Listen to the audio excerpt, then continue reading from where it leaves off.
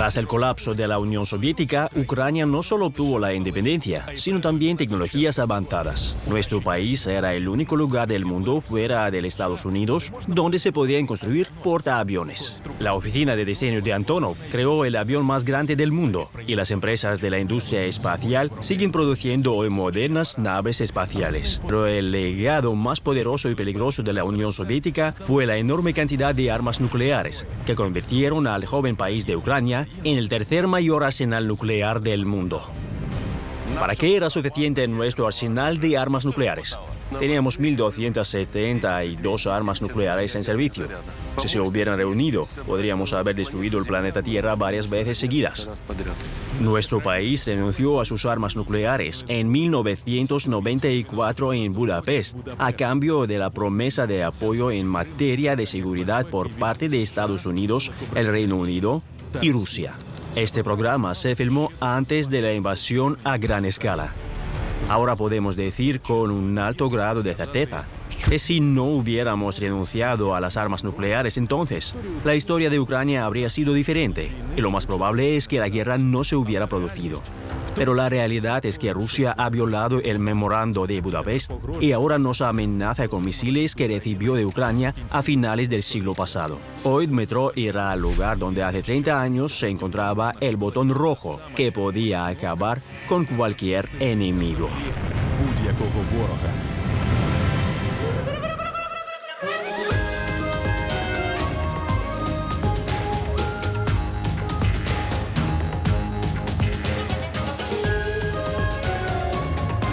Viajad por Ucrania con Dmytro Komarov. Se trata de una antigua unidad militar situada en la frontera de las regiones de Mykolaiv y Kirovohrad, a 30 kilómetros de la ciudad de Pervomaisk. Hace solo 30 años, ninguna persona ordinaria podría acercarse siquiera a este lugar, literalmente.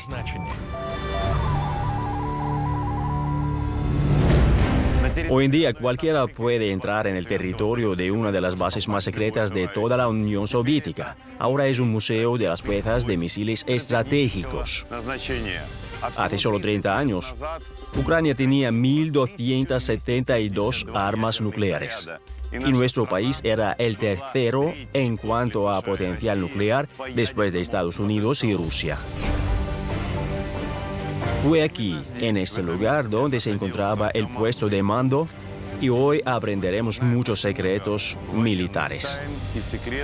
Antes, solo los oficiales militares con un nivel especial de autorización de seguridad podían ver lo que Dmytro va a ver aquí. Hoy cualquier turista puede conocer los secretos militares de un pasado lejano, de un teniente coronel que en su día fue responsable de estos misiles nucleares. Buenos días, soy Dima. Soy Volodymyr Solonenko. ¿Usted tenía el primer nivel de acceso más alto? Sí, básicamente tenía el botón rojo en la mano. Se podría decir que sí.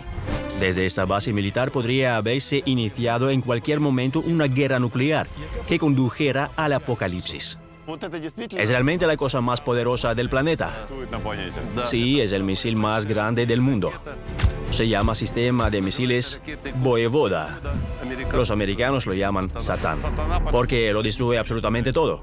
Sí, lleva 10 cargas nucleares divididas de 0 y 8 megatones cada una. Y 40 señuelos más. Es decir, un posible enemigo en defensa antimisiles tiene que destruir 50 objetos. ¿Por qué también tenían miedo de esos misiles? Todos nuestros misiles americanos y soviéticos sobrevolaron el Polo Norte. Esas eran las distancias más cortas. Pero los americanos de Canadá, Alaska, Norteamérica pusieron un escudo antimisiles. Así que este misil Satán podría haber hecho un giro contra la rotación de la Tierra, venir a través del Polo Sur, desde México, donde los americanos no tenían nada. ¿Cuántos minutos se tardó en volar desde esta base, desde la región de Kirovohrad hasta los Estados Unidos? 22 minutos. Los aviones de pasajeros modernos tardan más de 10 horas en volar de Kiev a Washington. Esta enorme máquina de la era soviética podía cubrir la distancia de casi 8.000 kilómetros 27 veces más rápido. Y esta es solo una de las 1.200 bombas nucleares que tenía Ucrania. ¿Qué es? Hay algo ligero en su interior. Es una nueva arma más formidable que tenía la Unión Soviética. Es la primera etapa del cohete SS-24. Los americanos la apodaron Scalpel, un bisturí quirúrgico, por la precisión del impacto. A 11.000 kilómetros, la desviación del objetivo era de unos 50 metros. Era un cálculo muy preciso. Un misil de este tipo podría volar por medio mundo y dar en el blanco, por ejemplo, un edificio determinado. Por supuesto, todos los países tienen defensa antimisiles, especialmente un país nuclear. Supongamos que, siendo aún un país nuclear, alguien lanzara un misil en nuestra dirección. ¿Habríamos podido detectarlo inmediatamente? En 30 segundos, los satélites habrían detectado el lanzamiento. Entonces se informaría a los dirigentes de nuestro estado, se tomarían ciertas medidas y se pondría en marcha todo el sistema de defensa antimisiles. Pero de hecho, este es el principio del fin. Si alguien en algún lugar alguna vez lanzara un misil y eso fuera detectado y otro misil fuera lanzado en respuesta, sería lo que llaman una apocalipsis, porque todos empezarían a lanzar misiles. Sí, si un país lanza hoy un misil, comenzará una guerra nuclear que hará que destruirá a la humanidad en la Tierra.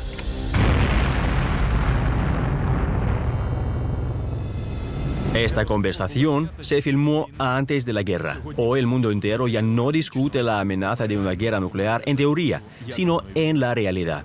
Para evitarla, la comunidad internacional lleva más de 70 años llevando a cabo un desarme nuclear gradual, pero aún está lejos de completarse. Según datos oficiales, 9 estados están llevando a cabo programas nucleares. Ucrania abandonó su programa nuclear tras firmar el Memorándum de Budapest hace 28 años. Pero por desgracia, las promesas de seguridad no nos protegieron de un ataque ruso. Sin disuasión, los ucranianos han tenido que utilizar armas de combate para defenderse. Y los que mantuvieron el dedo en el botón rojo están seguros de que renunciar a las armas nucleares fue un error. Creo que deberíamos haber dejado unos cuantos regimientos de misiles en Ucrania para asegurar el estatus de potencia nuclear. La situación con Ucrania sería completamente diferente entonces. Habrían tenido miedo. Así, en el momento de la independencia, Ucrania disponía de unas 2.000 cabezas nucleares estratégicas capaces de aniquilar regiones enteras e incluso países. 130 misiles balísticos intercontinentales SS-19, 46 misiles de combustible sólido SS-24 Scalpel y unas 4.000 cabezas nucleares tácticas para destruir grandes objetivos y concentraciones enemigas. Aquí están los primeros misiles de crucero soviéticos. Tienen un corto alcance, solo 400 kilómetros. Ucrania disponía de 40 bombarderos de largo alcance que transportaban más de 1.000 misiles capaces de portar armas nucleares. Si lo comparamos, por ejemplo, con las bombas sobre Hiroshima y Nagasaki, son casi iguales en términos de carga nuclear. En el misil Satán, ¿cuántas Hiroshimas contiene? Hay 300 en una unidad. Tenemos 10 unidades aquí, sí. La bomba atómica lanzada por Estados Unidos sobre la ciudad japonesa de Hiroshima el 6 de agosto de 1945 mató instantáneamente a 80.000 personas y convirtió la mayor parte de la ciudad en tierra quemada. Así que 3.000 Hiroshimas podrían haber sido destruidas por uno de esos misiles. Sí, es una locura, amigos. Es simplemente aterrador de escuchar. Por desgracia, los proyectiles convencionales también pueden borrar ciudades. El peor bombardeo de la Segunda Guerra Mundial también tuvo lugar en Japón. Más de 300 bombarderos estadounidenses arrojaron 1.500 toneladas de bombas y napalm sobre Tokio, destruyendo 30.000 edificios y matando a 100.000 personas. Ahora, por desgracia, estamos viendo un ejemplo de tal destrucción. Por ejemplo, en Mariupol, donde los bombardeos de los ocupantes rusos destruyeron el 95% de los edificios en pocos meses. El objetivo de este programa es estudiar el antiguo potencial nuclear de nuestro país, y cuanto más aprendemos sobre esas armas, más aterradoras son. Un solo misil de este tipo es capaz de causar estragos, como en Tokio y Mariupol. La base militar que albergaba las armas más formidables del mundo estaba estrechamente vigilada. La protección de las instalaciones de lanzamiento de minas era una tarea de especial importancia nacional. Para llegar a una instalación protegida de este tipo, había que superar varios sistemas de defensa. Miro en esta dirección y veo una reja muy ordinaria.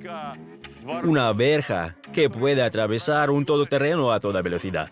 Si atraviesas esta valla con un todoterreno, desde esta valla y 5 metros más allá, hay antenas, sensores sísmicos ocultos bajo tierra, que funcionan con las vibraciones del suelo, diseñados para tamaños de 1 kilogramo o más.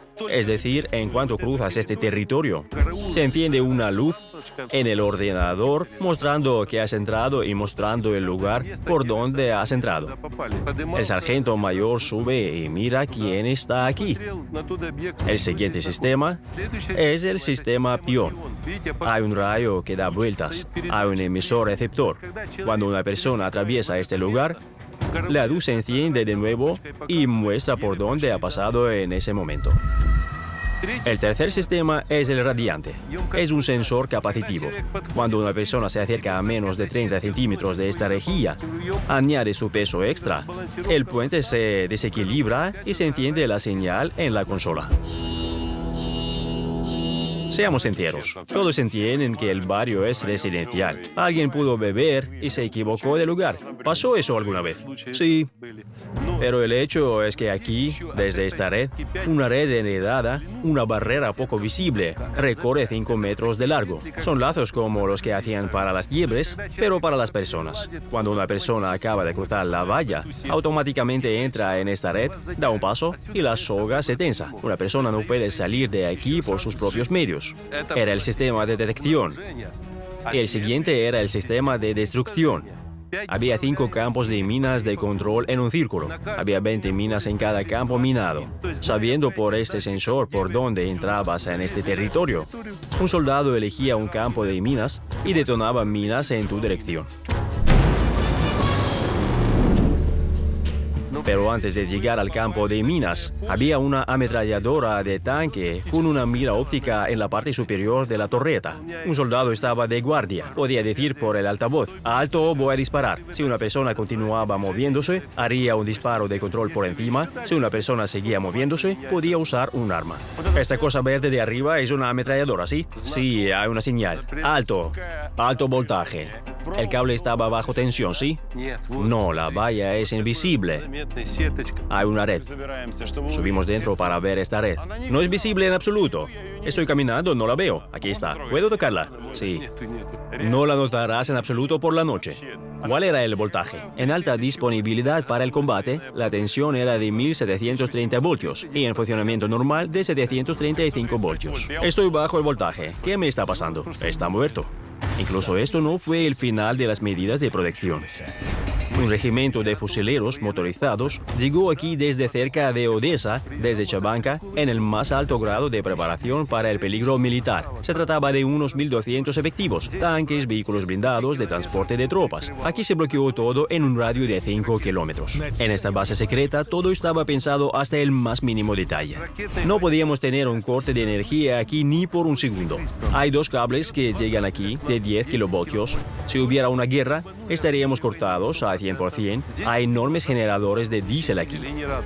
Si no funcionaban, el puesto de mando tenía sus 2 motores diésel listos. Y si todo fuera bombardeado, todo lo que está por encima del suelo, incluso con los atentados, está bajo tierra. Aquí hay un gran coche. Un Maz. Fue fabricado en el año 62 con transmisión automática. En el año 62, este vehículo podía lanzar un misil en el lanzador. Sí, hace 40 años esta potente máquina era la cumbre de la ingeniería. Incluso hoy en día sigue impresionando por su tecnología. Nunca hemos tenido a nadie allí. Amigos, estáis viendo imágenes únicas.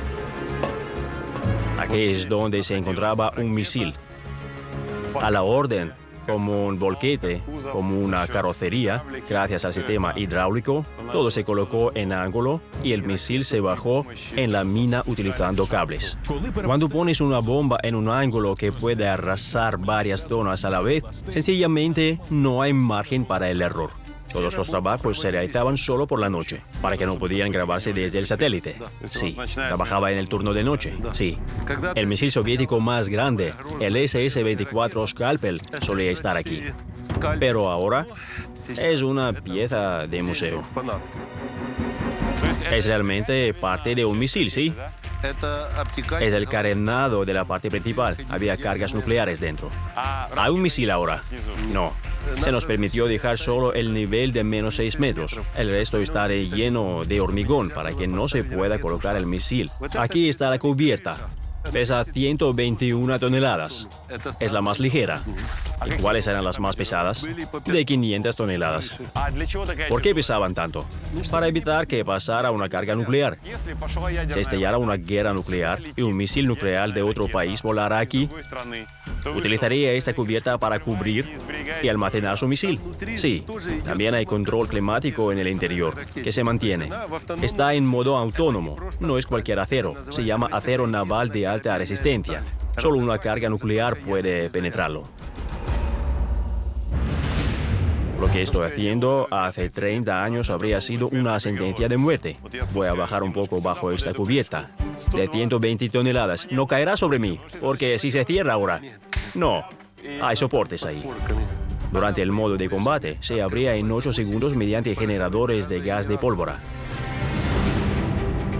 ¿Cómo se pueden abrir 120 toneladas en 8 segundos? No lo entiendo. No solo se abrió en 8 segundos, sino que lo hizo en un ángulo de 86 grados. Tan pronto como el cohete despegó, la cubierta se cerró por su propio peso, para que no dañara nada aquí. Claro. Y lo otro es que si los satélites no lo detectaron, ya usarían la carga nuclear y no quedaba nada aquí. El hecho es que este misil fue apuntado por 3 armas nucleares de América. De un submarino, de un misil intercontinental, de un avión, para destruir completamente esta cosa. Si se toma todo el poder militar de la antigua Unión Soviética, todo el poder nuclear, ¿cuántos misiles podía lanzar simultáneamente la Unión Soviética? La Unión Soviética tenía 42 divisiones de misiles. Cada división tenía hasta 90 misiles.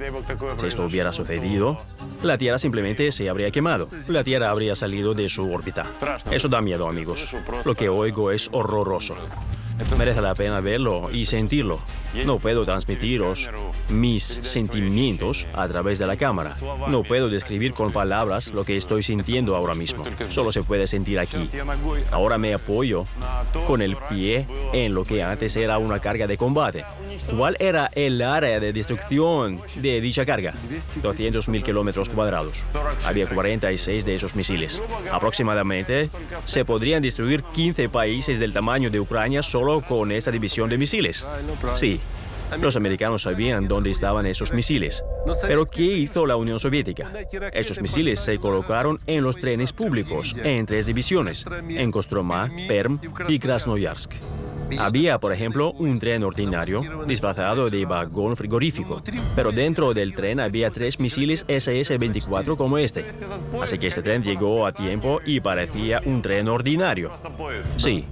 Los estadounidenses admitieron más tarde que habían gastado más dinero en el seguimiento de trenes que los soviéticos en el misil SS-24. Pero este misil tenía un gran inconveniente. Había que refrigerar el equipo que funcionaba constantemente. Aquí había máquinas frigoríficas que mantenían constantemente el aire frío para enfriarlo. Es fantástico, amigos. Se utilizaron giroscopios para asegurarse de que el cohete estaba siempre en el blanco, como un trompo. El mecanismo giraba 60.000 revoluciones y esos giroscopios funcionaron sin parar durante 10 años seguidos. Solo para ahorrar 1 minuto y 30 segundos. Ese es el tiempo que tardaba en arrancar el giroscopio. En cualquier segundo.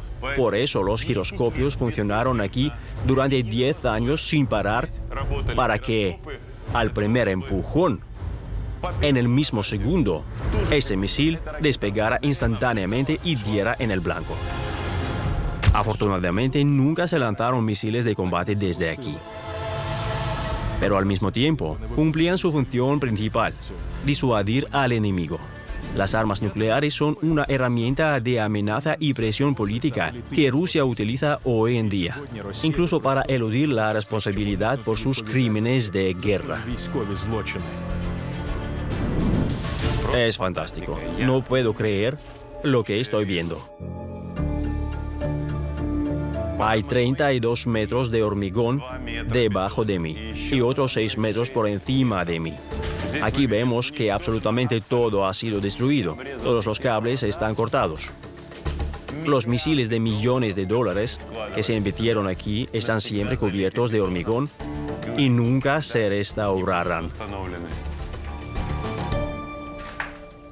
¿Cómo se sintió cuando todo esto estaba ocurriendo? Cuando todo estaba siendo destruido. Cuando empezaron a destruir todo, puede imaginarse cómo me sentí, porque trabajaba aquí. Me dolía el alma. Recibimos esta herencia, pero renunciamos a ella voluntariamente. Fuimos un poco ineptos en la gestión. Eso es lo que yo haría. Renunciamos a un misil, pero a cambio tienen que construirnos 500 casas. Lo harían seguro, porque los estadounidenses gastaron unos 30.000 millones de dólares al año en mantener sus fuerzas nucleares que apuntaban a Ucrania. Así que resulta que podríamos negociar. Nosotros destruimos un misil y ellos nos construyen 1.000 kilómetros de carreteras. Absolutamente.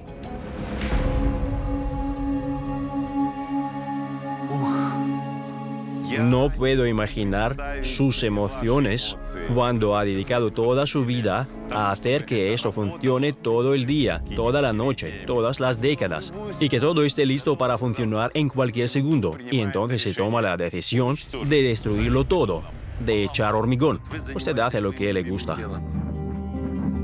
Le quitan las cámaras, las rompen y le dicen que no volverá a hacerlo, que va a hacer algo diferente. ¿Cómo se sentiría?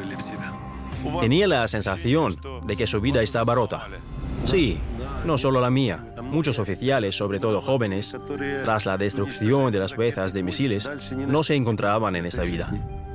Eran personas competentes que podían tomar sus propias decisiones. Y usted conserva los restos de este pasado, al menos para mostrarlo, para que la gente entienda perfectamente que Ucrania es el único país del mundo que ha renunciado a las armas nucleares. El tercero del mundo. Una división de Pervomaisk era más fuerte que Inglaterra, Francia y todas sus armas nucleares juntas. Y ningún otro país del mundo ha hecho esto. No, solo nosotros. Solo nosotros. Hoy en día, el mantenimiento de su arsenal cuesta a los países del club nuclear miles de millones de dólares cada año. Si mantuviéramos el número mínimo de armas nucleares para disuadir de un ataque, sería necesario destinar anualmente alrededor de una cuarta parte de todo el presupuesto militar de Ucrania. ¿Cuántas personas trabajaban aquí en aquella época? Había 6 oficiales, 4 suboficiales y 30 soldados. Venían aquí por turnos. Todas estas personas estaban en el punto de mira constante de varios misiles potentes de otros países con armas nucleares. Se trata de un entorno de trabajo estresante. Pero aunque solo quedara un enorme cráter nuclear en este lugar, las piezas de misiles siempre tenían otro plan. Delante de nosotros está el puesto de mando móvil de la división. Este es el tipo de puesto de mando que podía lanzar los 86 misiles. Una estación móvil es lo mismo que está bajo tierra, pero puede trasladarse a cualquier lugar. Sí, para no ser vulnerable. Adelante, por favor. El comandante del puesto de mando móvil de guardia estaba sentado en este lugar y su ayudante operador estaba sentado en este lugar. Es todo un escuadrón. Esto incluye cuarteles móviles, seguridad, cocina. Y aquí está la cosa más importante. Tenemos una oportunidad única. No hay gente aquí. No. Usted es la primera persona que entra aquí. Pero tenemos previsto organizar excursiones aquí. ¿Cuántos años lleva aquí? 21 años.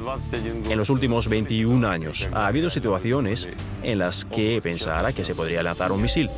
No, nunca. Hubo viajes de entrenamiento, en alerta. Esos vehículos fueron a zonas de campo. Realizaron entrenamientos. Eran tropas en constante preparación para el combate. ¿Cómo se seleccionó a las personas? Es un momento interesante, cuando se tiene tanta responsabilidad, cuando el destino del planeta depende de una persona. Había que pasar por una comisión estatal para obtener un permiso. No era solo sentarse aquí como un mono y apretar botones. Teníamos que conocer el significado físico de todos estos nodos y bloques. Si se encendía un botón o había una avería, teníamos que saber cómo arreglarlo rápidamente.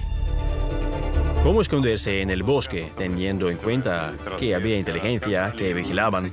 Salíamos por la noche. Todo estaba vigilado, pero aún había posibilidades de sobrevivir.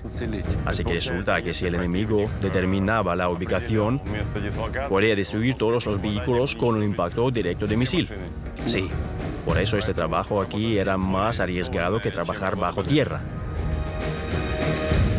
Pues amigos, es probablemente la parte más interesante. Bajaremos a un rascacielos de 12 pisos. No me he expresado mal. Vamos a bajar al rascacielos, porque es un edificio alto que va bajo tierra.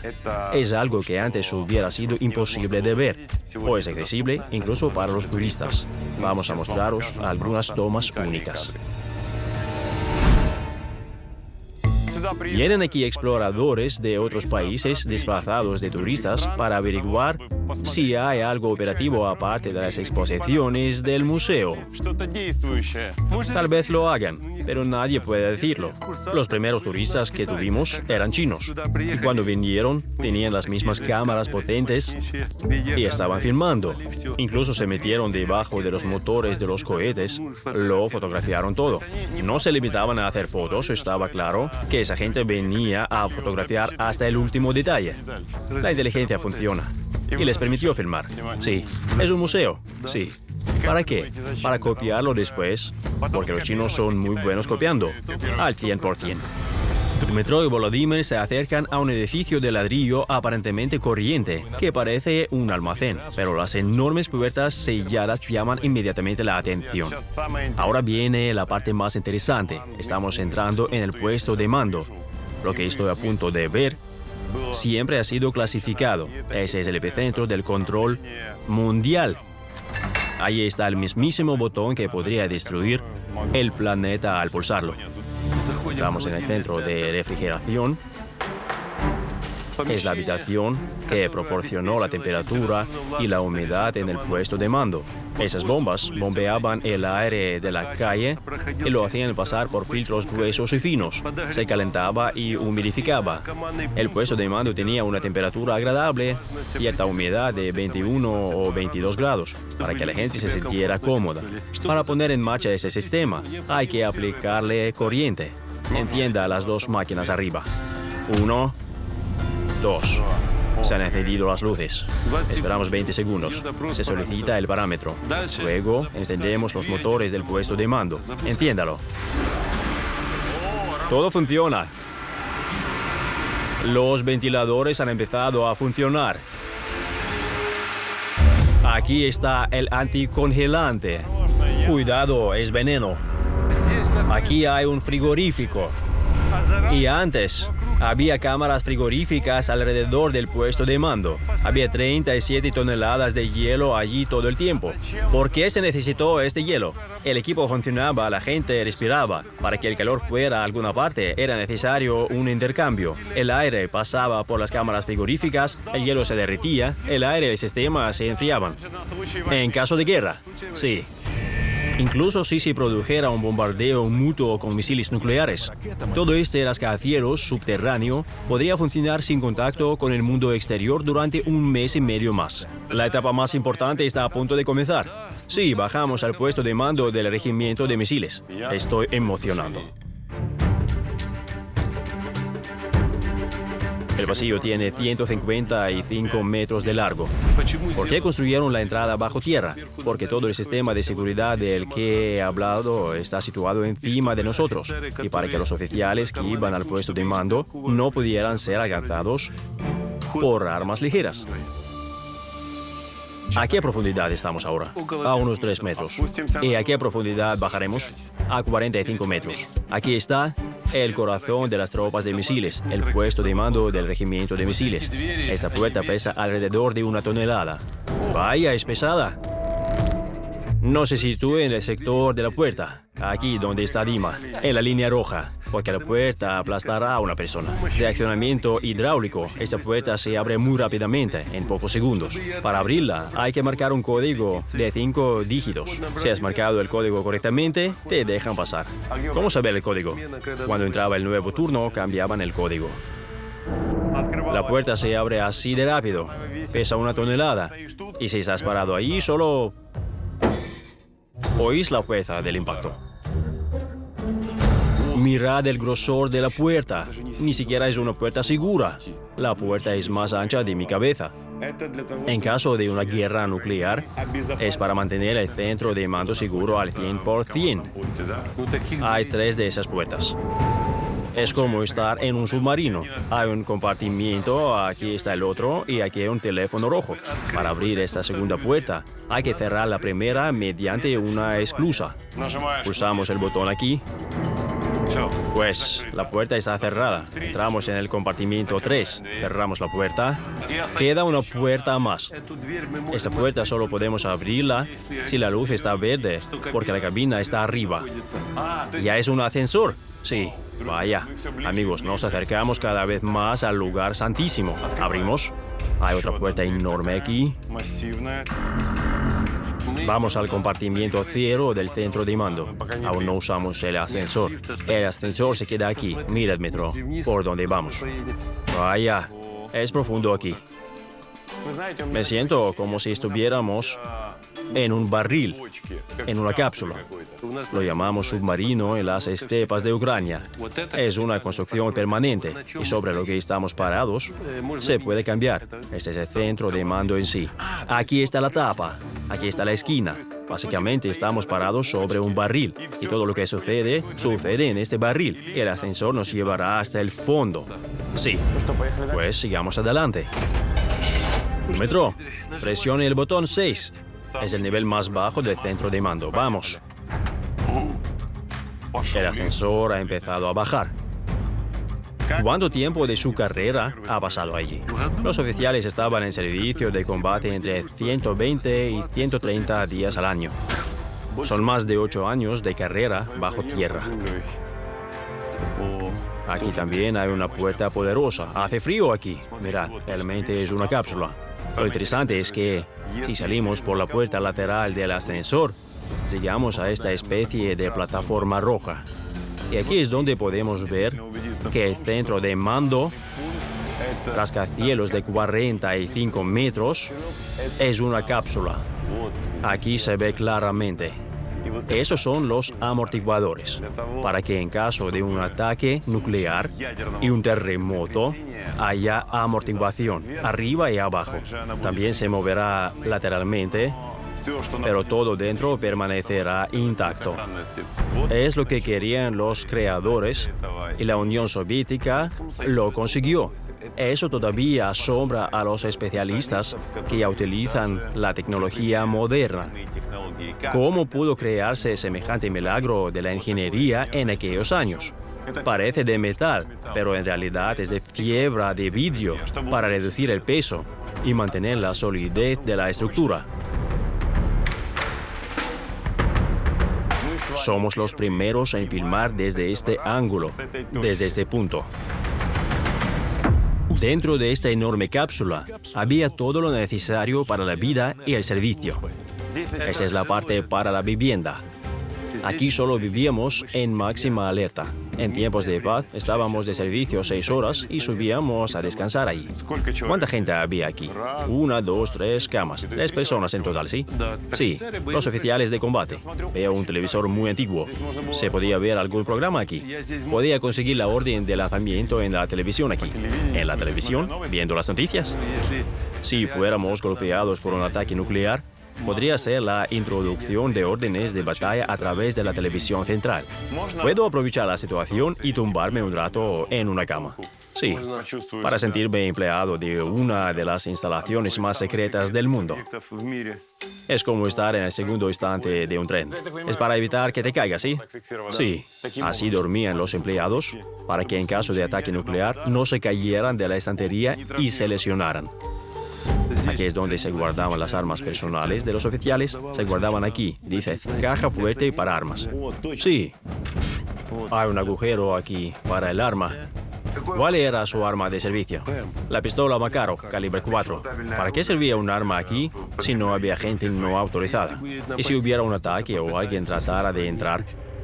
Vamos a subir ahora al centro de control, donde los oficiales controlaban el destino del mundo. Un ligero escalofrío recorre mi cuerpo. Amigos, esa es una forma inusual de llegar al centro de control. Si vienes aquí como turista, entrarás por esta puerta. Vendrás en ascensor, porque esta puerta es de servicio y es solo para periodistas.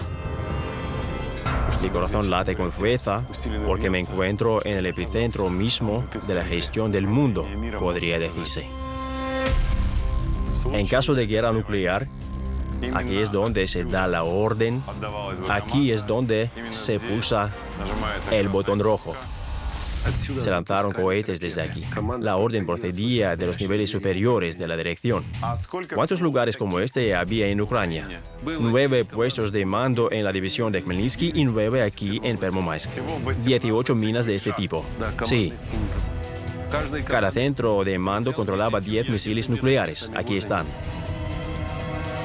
¿Cómo podría haber sucedido si así fuera?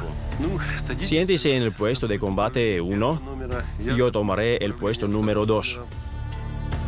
Como se puede ver, los asientos tienen un cinturón de seguridad de 4 puntos, como en un avión. Si hay un ataque nuclear, el suelo se tambalea, nos abrochamos el cinturón, este barril gigante amortigua la tensión, pero podemos seguir conduciendo y llevar a cabo misiones de combate. Sí, para que no se caiga del asiento. ¿Tiene idea de cómo es una explosión nuclear? Depende de lo potente que sea y de lo lejos que esté. Así pues, estamos simulando ahora una situación que espero que nunca se produzca en la historia de la humanidad. Alguien da la orden de lanzamiento para lanzar misiles balísticos intercontinentales. La orden de utilizar armas nucleares podría ser dada por 3 personas: el secretario general o presidente, el ministro de Defensa y el jefe del Estado Mayor. Tengo que recibir 3 pedidos. Esos son el orden modo de combate, la palabra de orden inicio y el cifrado de orden. El cifrado es un código de 6 dígitos que está escrito en la maleta nuclear del presidente. En ese momento, los oficiales de Moscú reciben 3 órdenes. El comandante de la fuerza de guardia da la orden. Atención, cálculo, se ha recibido la orden de lanzamiento. Saca las llaves y se las entrega. ¿Dónde están las llaves? Se supone que están en la caja fuerte, en la caja roja. La llave del primer número se introduce aquí. En la caja azul, la llave del segundo número se introduce aquí. Simulemos ahora que hemos recibido un pedido de este tipo. Bien, el asiento se mueve. Ahora estará en el papel del combatante de la fuerza de guardia del regimiento de misiles. Vaya, no me lo esperaba. Me doy cuenta de que nada de esto es real, pero aún así me tiemblan un poco las rodillas. Es un día normal, estamos en modo combate, y entonces ocurre lo peor que podría pasar en el planeta. La orden de inicio aparece en este tablero. Es la orden del secretario general o del presidente. Y se supone que debo decir, atención cálculo, se ha recibido la orden de lanzamiento. Se entiende el código, entrego la llave. Llave en posición 1. Hay un llave en posición 1. Aquí buscamos la palabra orden. Abra el botón orden. He pulsado el botón orden. Pulsamos el botón modo de combate, ataque código. Pulso el botón modo de combate, ataque código. Introducimos los dígitos del cifrado. El código es correcto. Giramos simultáneamente esta llave y pulsamos el botón iniciar lanzamiento. Ese es el botón rojo. Todos piensan que es rojo, pero prestad atención, lo presiono y es gris. Dice iniciar lanzamiento. ¿Qué pausa puede haber entre nosotros? 1,5 segundos. Si la pausa es superior, se entenderá el mensaje incorrecto. ¿Cuál es el objetivo de esta sincronización? ¿Para qué exactamente 2 cabezas tomen esta decisión?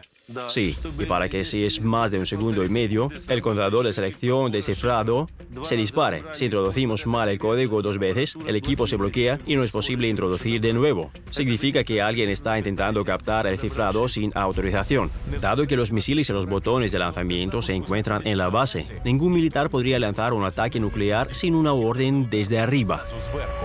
El sistema solo podía activarse tras introducir un código especial almacenado en el maletín nuclear del presidente. Un esquema similar funciona hoy en las potencias nucleares. Junto a los presidentes, a menudo se ve a un militar con una maleta con la que se puede ordenar el uso de armas nucleares en cualquier momento. En un singular museo ucraniano, se puede simular cómo deberían actuar los especialistas militares en una situación así. Cálculo de combate. Lanzamiento. El lanzamiento se ha iniciado desde todos los lanzadores. Oímos el aterrador sonido de una sirena. Realmente me pone la piel de gallina. Puedo ver el marcador parpadeando. El lanzamiento se ha iniciado desde todos los lanzadores. Todos esos misiles han salido de los silos y han volado. En 22 minutos estarán al otro lado del océano y en otro continente. Nuestro probable adversario era Estados Unidos. Todos los misiles apuntaban allí. Veo un teléfono rojo a mi lado. Aquí estaba el teléfono del equipo de comunicaciones clasificado. Desde aquí se podía contactar con el Pentágono si hubiera un lanzamiento no autorizado. ¿Qué significa lanzamiento no autorizado? Lanzamiento accidental. Nunca hemos tenido casos así, pero estaba previsto. Hay que pulsar el botón Stop al instante, pero puedes pulsarlo mientras haya comunicación cohete-tablero. Si se rompe la conexión, no puedes parar nada. Entonces tienes que coger un teléfono secreto, decirle a la telefonista una palabra secreta que debería hacerla desfallecer y contactar directamente con el centro de mando de misiles. Hay que decir que en tal o cual regimiento, tal o cual lanzador ha realizado un lanzamiento para derribarlo en la Unión Soviética. Puedes también dar la orden de disparar un misil desde una ametralladora en esta zona. ¿Es posible? Por supuesto. Al despegar, el misil tarda en alejarse y puede ser derribado. Y si se pincha el depósito, no volará. Pero si este misil es derribado sobre el territorio, explotará. No explotará como carga nuclear, sino como combustible. Para detonar una carga nuclear, hay varios grados de defensa. En primer lugar, hay un temporizador. El cohete vuela a América durante 22 minutos, algunos segundos y milisegundos. Este límite de tiempo se elimina, etc. Hemos simulado el proceso. Yo he hecho el trabajo de un periodista tratando de mostrarlo. Para usted es su vida. ¿Cómo se siente cuando realiza esas acciones? Esa imitación ahora, cuando todo está destruido. ¿Qué puedo decirle? Recuerdo mi juventud, cuando entré por primera vez en servicio. Las sensaciones eran muy agudas, porque cuando llegas como un joven teniente y lo que aprendiste en la escuela, tienes que aprender todo de una manera nueva. Tienes que dominarlo todo, el centro de mando, los misiles, tienes que reaccionar ante cualquier avería. Son años de entrenamiento y experiencia. Cuando vino a trabajar aquí por primera vez, se dio cuenta de que podría llegar el día en que se encendiera ese botón, llegara el código y le dijeran las frases modo de combate, inicio. Por supuesto, nos entrenaron para esto. Era nuestro trabajo. Tuvimos que lanzar misiles por orden de un mando superior. Si se trataba de una guerra nuclear, debíamos girar las llaves sin pensarlo 2 veces, introducir las órdenes de combate y lanzar. Nos dimos cuenta de que teníamos familias arriba y que todos podían morir, pero era nuestro trabajo. ¿Estuvo preparado en algún momento para pulsar el botón inicio y girar la llave al mismo tiempo? Sí. ¿Ha habido en su vida una situación lo más cercana a este lanzamiento? En 1962, las fuerzas de misiles se pusieron en alerta máxima cuando se produjo la crisis del Caribe. La División 51 de misiles se formó sobre la base del Ejército de Misiles 43. 42 misiles fueron transferidos a Cuba bajo la apariencia de equipamiento agrícola.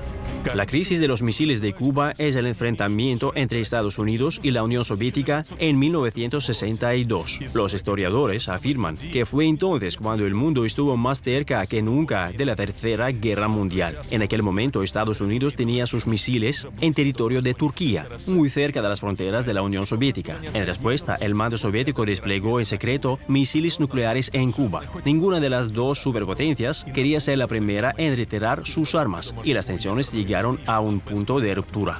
Afortunadamente, la mayor tragedia de la historia de la humanidad que podría haber ocurrido no sucedió entonces. En aquel momento, las piezas de misiles podían cumplir realmente la tarea de combate lanzando misiles desde el territorio de Cuba. Si tuviera que pulsar ese botón y realizar un lanzamiento, ¿cómo se sentiría en ese momento?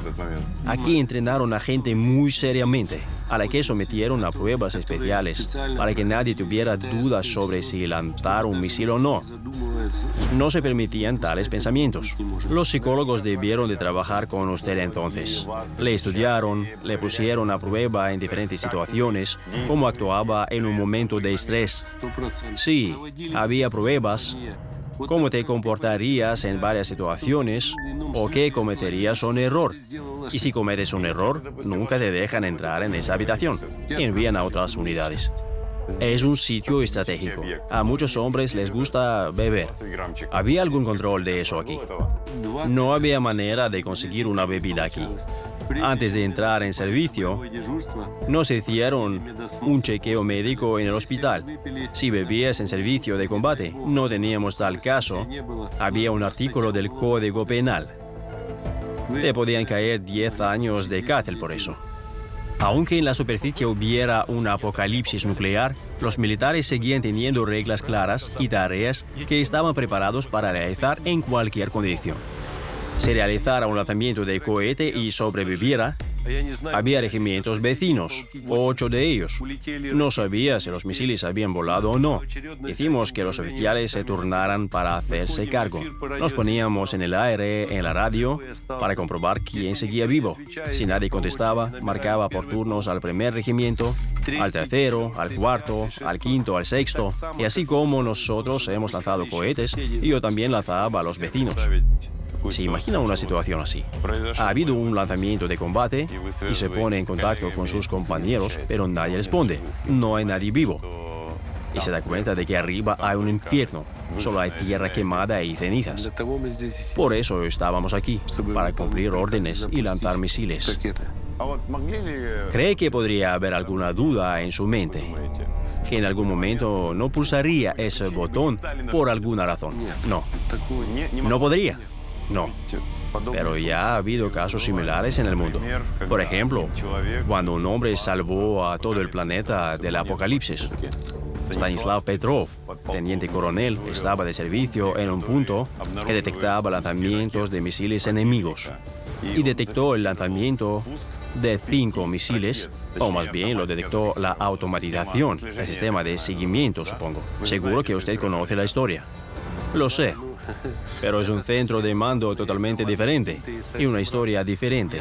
Ya estaría siguiendo una orden que hace tiempo que se ha verificado. Pero el caso de Petrov era muy interesante.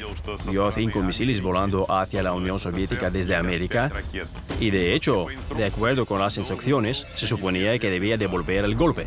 No debía contraatacar. Debía informar a sus superiores inmediatos. Pero en su lugar, el teniente coronel Petrov encendió su ingenio y su pensamiento. ¿Por qué solo 5 misiles? Si los Estados Unidos atacaban, lanzarían un gran número de misiles hacia la Unión Soviética a la vez. Luego anunció que se trataba de una falsa alarma y asumió la responsabilidad. Así que tal vez salvó a la humanidad, porque si lo hubiera denunciado, podrían haber decidido tomar represalias y la historia habría ido de otra manera. No solo teníamos un sistema de detección, se habrían activado instantáneamente más sistemas que habrían confirmado a través de satélites que se había producido el lanzamiento de un misil. Se volvería a comprobar de inmediato. Así que es un mito. No, he oído que hubo una avería, un fallo en el equipo que grabó el lanzamiento de los misiles. Y él no tomó esa decisión, no informó a sus superiores. Así es. Dijo espontáneamente que era una falsa alarma. Sí, No teníamos eso.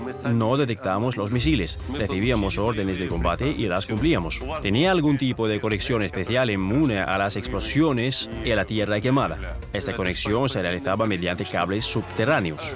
Había cables subterráneos que venían aquí desde Moscú. Sí. ¿Y todavía están aquí? No, ya no hay conexión, pero los misiles podían ser lanzados por misiles de comando.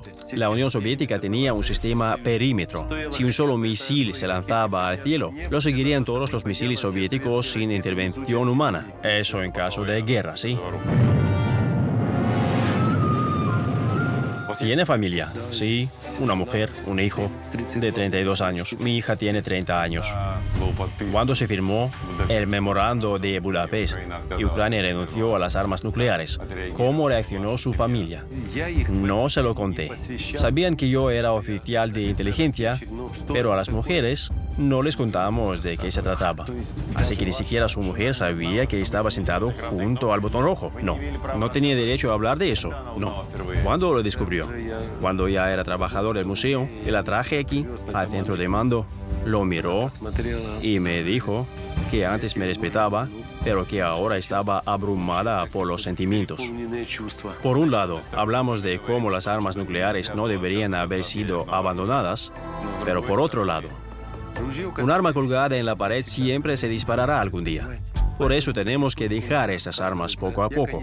Estoy a favor de que haya menos armas nucleares, para que nuestro pequeño planeta Tierra no tenga esas cosas. Lo dice usted, un hombre para quien las armas nucleares son toda su vida. Sí, y un hombre que ha pasado toda su vida listo para apretar el botón rojo. Sí, con el paso de los años, uno empieza a darse cuenta de lo que podría ocurrir en caso de que se dieran esas órdenes de combate para lanzar misiles. Es una pena, desde luego, porque prácticamente me he pasado media vida aquí, en los centros de mando. Tras la invasión rusa a gran escala, hubo un debate sobre cómo Ucrania debería disponer de sus armas nucleares y cómo habrían afectado al curso de la guerra. La respuesta debe determinarla cada cual por sí mismo. Pero esta historia nos enseña que hay que prepararnos de antemano para defender la casa, no esperar al enemigo en la puerta. Y la experiencia que los ucranianos pagaron con su sangre nos permitirá hacer nuestro país inexpugnable para los enemigos en el futuro, gracias a los soldados y patriotas más fuertes, no a las armas nucleares. En el siguiente programa, la tierra tiembla, volúmenes gigantescos de roca llegan a la cima. Dmytro Komarov nos llevará al corazón de hierro de Ucrania. Podríamos apelar 10 Titanics aquí, uno encima del otro, para ver nacer uno de los materiales más importantes para todo el mundo. En Shanghai, Pekín y Guangzhou están apareciendo rascacielos que contienen nuestro metal de Kryvyi. También mostrará la perla ferroviaria de Polissa. Veremos lugares a los que no se puede llegar en coche. El pueblo está prácticamente aislado de la civilización. Conducirá una increíble maravilla de motocicletas sobre raíles. ¡Va rápido! Adiós, Aña. Mostrará cómo un tren cambió la vida de miles de ucranianos. Me quedé ahí y empecé a llorar. Intentará realizar un pequeño milagro, devolviendo la vida al legendario ferrocarril de vía estrecha. El tren Kukushka sale por la primera pista. Todos son bienvenidos a bordo. Viajad por Ucrania con Dmytro Komarov.